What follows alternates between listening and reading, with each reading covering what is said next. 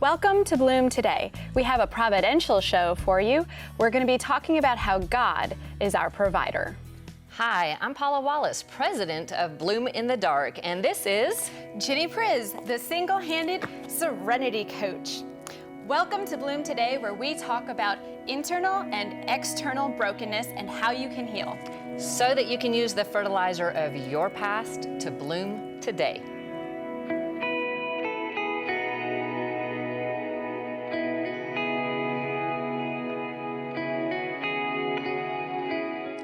Hey everybody, today we're talking about how God is my provider. I don't know, Ginny, is he your provider too? He's my provider, so he can't be your provider. No, he's my provider. He's my provider. Okay, that's a lesson I don't always remember, though, that he is my provider. Today, specifically, he's your provider. Right, well, and tomorrow he'll be my provider today, and the next day he'll be my provider that day as well. Yeah, one day at a time. But it's funny how hard that can be to understand. We talk about Jehovah Jireh, God is my provider. We all theoretically know it. But what happens when I have to make a choice today about providing for myself or looking to God to be my provider? Well, we want to do everything ourselves. And we believe that we have to. It's so easy when we are walking with, our eyes and our hands, however many you may have, that you have to provide and create and make sure that everything is in its place. And you're the only one who's going to be responsible for you. Or at least that's the message that I know I got growing up. And of course, I'm single and need to provide for myself, not for a family, but I don't have anyone else who's going to be providing for me. So it's all on my shoulders, or at least sometimes that's how it feels. Well, stop and think about it being the American dream. Right. So from the proper financial training on how to be a good steward, which is a good thing in that God says to be a good steward. But we have a tendency, or I have had a tendency to take that way too far and say, oh yeah, God is the one who provides if I do everything myself. Right. God helps those them that help themselves. Which is not in the Bible. This is not a biblical thing, but it is something that people say. Yeah, people do say. Christians have said for a while. And I know for me it was definitely this idea of responsibility and being responsible with your money and being responsible with having the job and having all of your ducks in a row And retirement. Oh, you need to have that nest egg because you don't want to work your whole life, or you don't want to be 80 and still packing groceries, or you want to have that nice, quiet end of life season. So I need to work really hard now so that I can rest later and again, making sure that I'm doing it. And that's kind of the culture that I grew up with. So it was really, really difficult for me when I started my own business a few years ago. And I didn't have all of my ducks in a row at all. And you were starting to learn. Yes, and had to use my own savings. I mean, I had so many ducks in a row for so long and made sure that they were there that now I had to do something a little bit that felt irresponsible, but I felt like God was actually really calling me to, that he really wanted me to step out and do this in faith. And he did tell me, I paid you in advance a little bit, so go ahead and use that money. But it was torture for me to do that. And I'm not even exaggerating. I wish that I was, but it was torture for me to hand it over, to use that, because it had been so trained in me to hold on to that and keep that for later. Well, we think of it as our security. Right. I grew up with nothing on the mission field and then grew up in a small trailer in South Georgia, and 6 of us kids, and my dad was making minimum wage part of the time. Like, we're talking about no money, no nothing. And so then when I started having money and having a company and a job and being able to bring in the money and pay off bills and be financially responsible, everything looks beautiful until God says, oh, by the way, I've called you to ministry, and I don't want you doing ministry and the job and be a single mom of 3 boys. Yeah. I want you with no distractions doing ministry full time, which when you're only getting a very small amount of child support means there's no money coming in, and you're supposed to be responsible. And I've done that. I've had the job, full-time job plus 5 part-time gigs on the side, make sure I could take care of myself and take care of the kids. So I know what it takes. But God said, I want you to trust me I want you to do ministry full time, and I want you to trust me. And I had such a hard time with it until God started showing me that it was like foreign missions, a foreign missionary. Right. Right? So you expect to support yourself in the foreign country and pay for the ministry work you're doing.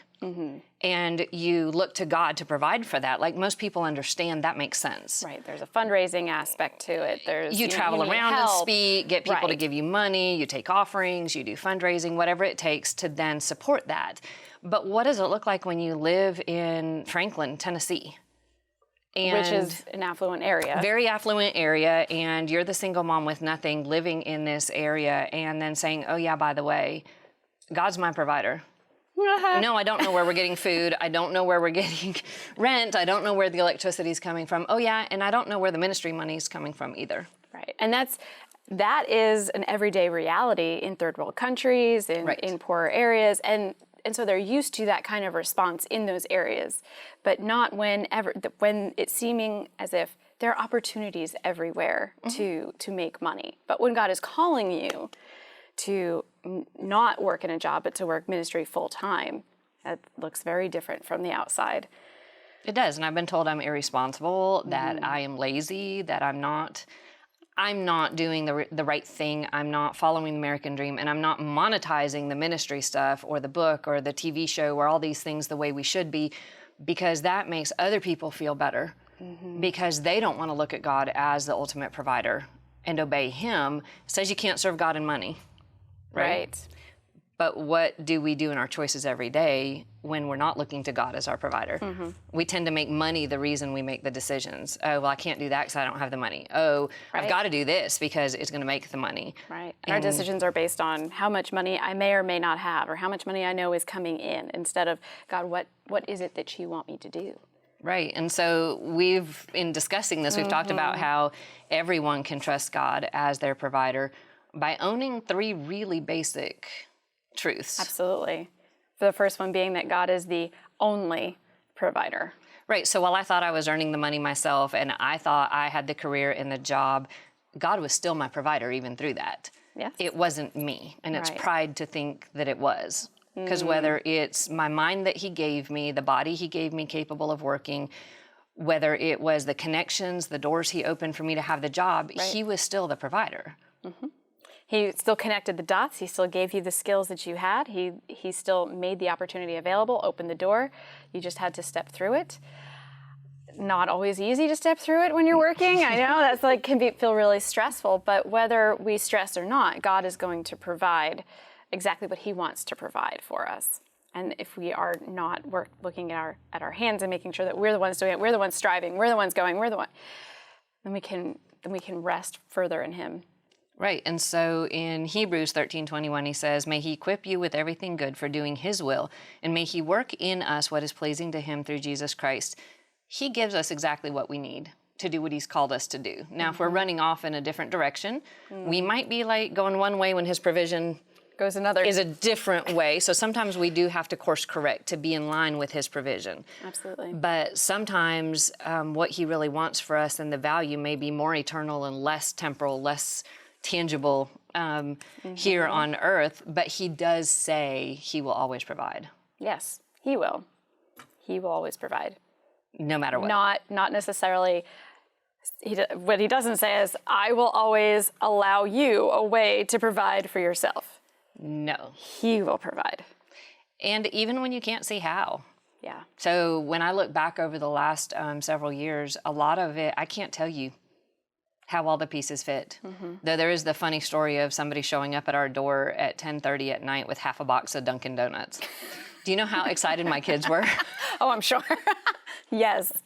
10:30 at night, knock on our door, and it's half a box of Dunkin' Donuts. So I asked my kids, have y'all been praying for donuts? Because evidently God thought you needed them. Just a special treat for you. It was really special, but it was him showing that he was providing. Yeah. Regardless. And not just the practical stuff, but also because I know he has provided you with some really good, nutritious, amazing food. But at the same time, he also takes care of what you want as well with the donuts and the specialty things. Yeah, he provided filet mignon. Yes. I introduced my kids to filet mignon because it came in the food boxes. I love it. Isn't that just crazy? That is awesome. It's like, he likes good meat too, evidently. And that doesn't mean that's what it always is, Mm-hmm. but it's been fun and interesting to see kind of little cool things that he does when he's providing. It says he's going to take care of the birds of the air, right? They do not sow or reap or store away in barns. They don't have their 401k socked away somewhere. And yet your heavenly Father feeds them. Are you not much more valuable than they? I mean, Yes. Apparently we are, which is cool. But but if he's going to take care of them every day, everything that they need, then he's at least with as far as shelter and food and helping them to survive. He's absolutely having more thoughts about us, taking care of us, and providing what we need. Right, and he then asks us to trust him even when we don't think we can believe. When we not only don't see how, but we are even beyond that, whether it's fear or confusion or helplessness or whatever it is, and he says to trust him no matter what. In Matthew 6:31 and 33, he actually talks about taking no thought. Well, what should we eat, or what should we drink, or what should we wear? He says not to even think about that. And yesterday coming out of church, it was funny because someone's like, oh, that's a cute outfit. And I stopped and said, oh, thank you. Yeah, the shirt got given to me, the boots got given to me, the jeans got given to me, everything I have on, including the jewelry, was given to me in one form or another, because God had provided, but I couldn't tell you how he was going to do it. And in fact, he took away and closed all the doors, so I had no other options. So I could live in fear, or I could... That he was the one closing doors and not providing for you anymore. Right, and then still needing him to provide because I had no other options. Right. Or I could start not taking thought, not thinking about and worrying about tomorrow, and starting to just say, you know what, I have no idea. Right. I don't know how he's going to do it, but I'm going to trust him anyway. And I've been walking with you long enough to know that when he closes the door, it's not because he's closing the door of provision for you. He's just closing maybe that opportunity and opening a door for someone else to step in and to, it says we are more blessed to give than to receive. And so he's opening the door of blessing, not just for you. He's been blessing a lot of other people. But other people as well. So they're giving to me. They're hopefully getting lots of opportunities for blessing. Absolutely. But it is humbling. Absolutely. To walk that kind of path of trusting him and not having the answers and not being able to claim the pride thing of this was mine, I did this. And you're not just trusting God with yourself and your life. You're trusting God with the lives of your children as well. 3 of them, yeah. And he has provided every step of the way. And that is not easy, but you walk it better than anyone I've ever seen. And I may have never, ever seen anyone walk that path. Just say, okay, God, if that's what you tell me to do, to be obedient in that way is incredible. But I started my life that way. On the mission field with nothing, with my parents. Trained you for it trusting early. God, yeah. So he's had me on this path of learning to walk this way for a really long time. But it's still hard when fear tries to come at you, and when common sense and when all the proper American dream thinking and planning comes into play. Right. It's a choice to say, God, I trust you, and to take those lies that say I have to make it happen and put them aside and focus on the calling he has. And then the provision comes from wherever he chooses to send it from. Absolutely. But I just have to be in line with what he's telling me. But that's not just true of me in ministry full time. That's true of everybody, whether it's in their job or it's in starting a business or it's in whatever God's called them to. It's God's still the provider. Absolutely. And if you want to learn more about this, we have a coaching tool online. So you can go to our website, which is bloomtodaytv.com, and download the tool. It's more about this lesson and also some questions to help you apply it to your life, and then an exercise where you can take some baby steps to help walk further in faith that God is your provider. And we have a cool guest. We have a really cool guest that I am excited for. He is a Jamaican American and world champion of Toastmasters. That's hard to do. 20,000 plus people compete for that. That is so huge. But he's my friend, and his wife is an amazing and beautiful friend of mine as well. And I'm excited.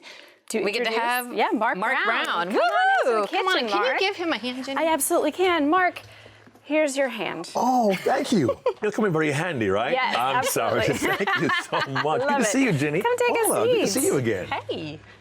Joining us in our kitchen. Yes, I see that. It's great. I will not go get any knives though and attack anybody. I'm going to be a good boy today. I appreciate that. We try to keep them a little out of reach up there.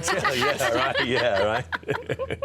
Yes, we don't want her to take anything to me. I've lost enough limbs. I'm good already enough lost. as we are. Yeah. That's it. No more violence. You look great. You both look wonderful. Oh, thank you Good to so be much. here. Good to be here. Well, we look great because God is our provider, and He provides all of the products that we need, including Our makeup. Including our makeup.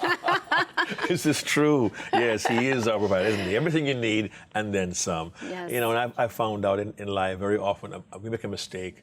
We ask God to give us what we want. Well, He says, I'll give you what you need, not what you want. And we can get ourselves in trouble that way. But I thank God. He does provide what we need. And I appreciate that so much. Wonderful. So you have, we're talking about God as our provider, and you came to the U.S. When you were 18, right? That's correct, yeah. And you went from a few dollars in your pocket. Yeah, I had $40. I had $40. I was 18, a place to You stay were in the Bronx. Listen, when you're 18 and you go to New York, the world is your oyster. Yes, Wow, $40 in the yeah. Bronx, no problem. Life is mine. But immediately God proved His providential care because I got a job within 24 hours. Wow. Yeah, as a bank. Oh, it's stereo. I like that. As a bank teller trainee, and God all throughout my life in this country certainly has been a provider, and I.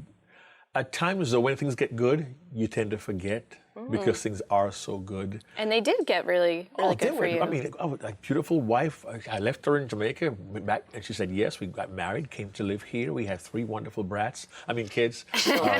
Beautiful, you know, intelligent children. I got a career in the field of computer programming. It was wonderful. I joined Toastmasters to learn how to speak gooder. And And you did a phenomenal job of speaking gooder. ended up being the 1995 world champion of public speaking, and that kind of changed my life. I went from computer programming to full-time speaking. I had a wonderful job with an organization that was part of Reader's Digest, and I had massive success. I spoke all over the country. In the I've world. spoken to maybe 1.8 million people on 5 continents. Wow. And in the full-time work, I was working with kids and youth. Somebody heard my program in Maine. They put it on television, had a PBS special. Somebody sent that to the Academy of TV Arts and Sciences, got an Emmy nomination for Outstanding Youth Program. Things are going really well. Yes. Kids are doing well, went to school, got 2 going to college. Fantastic. The company got sold, but they were doing well. My salary got higher and higher and higher. I got the 401k. Yeah, you got to have that, right? And before I knew it, I was making a 6-figure salary. And a couple of years ago, that all went away. I went from $150,000 a year to 0. Almost overnight. Pretty much. I had Wow. no medical coverage, and my insurance was about $1,100 a month in insurance premiums. Oh my And goodness. the severance was great. The severance was, I was severed. You were severed from your position. I went to 0 with no. no severance Oh, my package, goodness. so I walked out the door with nothing. And And let's talk about the insurance for a minute. The health issues, the heart problems. Oh, wow. We're talking about the fact that you died in the hospital and God brought you back. Wow. The medical insurance is not just a general, in case I ever need No, I it. need It's it. I have to actually, have it. it's your life on the line. I just want to clarify that little. yeah, I can't go a through the little whole bit of the story. Well, back in '93, I had blood clots in my lungs. That was the good news. The bad news was one massive clot inside my heart, which almost took me out. I was given at best a 50-50 chance. When I did recover, we had medical professionals who were surprised. And I asked my heart specialist, I said, why am I still here? He gave me a wonderful clinical medical answer. He said, I have no idea. He said, it's the grace of God. Yeah. Because it was. That was '93. A medical professional saying Yeah. it is the grace Yes. of God. That is not often said. Yeah, great guy. And I recovered. I was doing well. And in 2011, the clotting came back. I had an episode in 2011, and they said, okay, from now on, you have to be on medication for the rest of your life. Right. So I need the insurance. I need the medication. And all that went away. I had to start from scratch. in my mid-50s. Now, for those watching, I am 56 years old. It is not my fault I look this good. It's not fair either. I blame my beautiful bride, Andrea. But, So, yeah. but I it's not wouldn't fair. want anyone, I wouldn't wish for anyone to have to restart their lives in their mid-50s from scratch. And, you know, I know you talk a lot about being broken and being hurt. And I'll be really honest, when this happened, I kind of saw something coming, but I'd given so much to the organization. And at one point, I felt they had taken advantage of me. I made a very small request in return for a job I did for them. After I got fired, I was not compensated. And the request I made was ignored. I got to tell you, I was hurt. My wife was kind of broken by that. Yeah. So her faith was shaken. So now here I am, a world champion who is respected around the world. I go to China. Oh, Mark, can I get your autograph, your photograph? I am seen as a big fish in a small pond. Right. I'm seen as a celebrity to some people. But I come back home and I'm wondering, how am I going to pay my mortgage? Right. Where am I going to get groceries from? And as a man, we guys feel we must provide. That's our job. Absolutely. Because No God told question. Adam, you go and be a gardener and you take care of the garden, and your wife, she will love you and she'll provide for you. Well, you know what? I felt what men feel inadequate. It can be quite honestly emasculating. It goes against your identity. Yeah. 'Cause, Especially when you that's know, been tied to being a provider. And we were told, if you don't work, you don't eat. So I have to work. Right. And it's a very unique work being a full-time speaker. So I had to do like Jenny did and become an entrepreneur. Yeah. Yep. I had an IRA account, which I had to cash in and pay a 30% tax Oh, yeah. liability to start my company. So I now am a full-time speaker, speaking coach. I do workshops, seminars, youth programs. My whole function is to help people achieve excellence in communication, in leadership, performance, and life. And I've been blessed to speak all over the world. But in that place, in that space, you're saying, God, how am I going to do this? My wife depends on me. My kids depend on me. I got to pay all my bills. I. That's where I'm going to do this. How am I going to do And this? it's like, stop. But then again, we go half step. You know, well, God is going to be my resource, okay? Because the word says he provide. But I realized, no, God isn't the resource. God is the source. Yeah. The only. God isn't the resource. God is the source. And I've continually had to lean on him and watch him do amazing things. When I had no clue where I'm going to pay my bill, fix my car, get some food, and somebody says, hey, Mark, Andrew, here, take this. It's $1,000. You know, you just want to cry and say, God, forgive me for doubting you. Right. And sometimes God has to knock on your door and ring your bell several times because how soon we forget. We become Israelite children. Oh, yeah.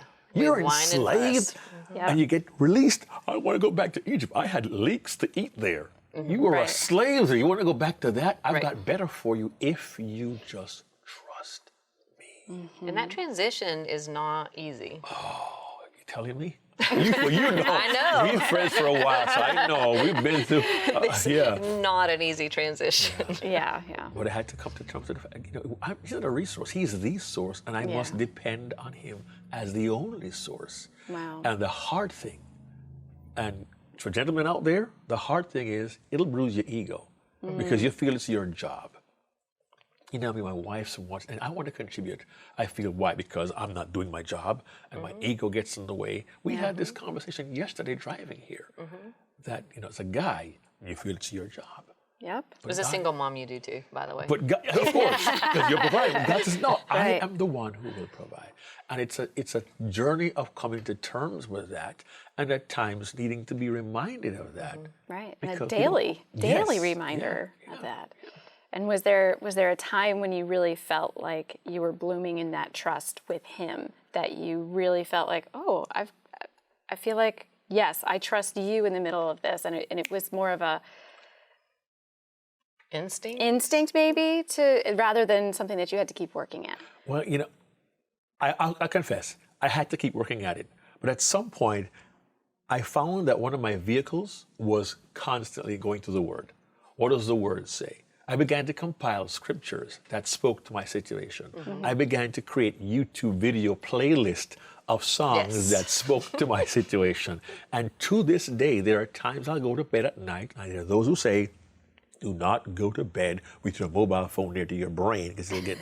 They do say that. It's true. 4 feet, at least 4 feet But away. I run my earbuds into my ear, I put my phone down, I hit my playlist, and I'll go to sleep hearing those songs playing in my mind. And I wake up in the morning, I don't want to get my feet on the floor until I reach over, get the Bible, and read something to lift me up, to encourage me, because I came to that point where I realized if I don't have this part of my life in order, I'll never find peace. I'll be continually worried and concerned about it. So you had a song too that you said specifically touched you, and "Be Strong and Take Courage" by David Ritter. Yeah. Would you read some of the lyrics that specifically spoke to you and tell us why?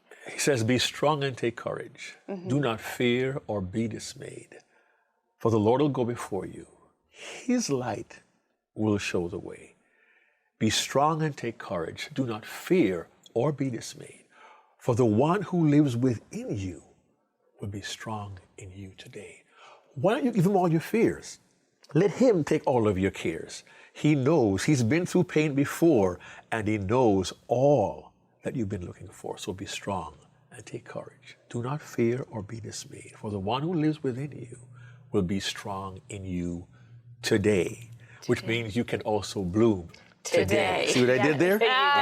See that? We like that use. Absolutely, it's a daily thing. It's Definitely. a daily reminder, Every day, yes. and I love those lyrics. It's He is within you. Yes. He is with you always. And greater is he who is within you than he who is in the world. And you know, we pray the Lord's Prayer, give us today our daily bread. Don't you wish it said weekly bread, or yearly bread? Give me like Monthly bread. lifetime bread, man. Give me But every day we got to trust him every day. And he has come through for my wife, me, our family, at times unexpectedly, but he always has. When the need arises, he provides.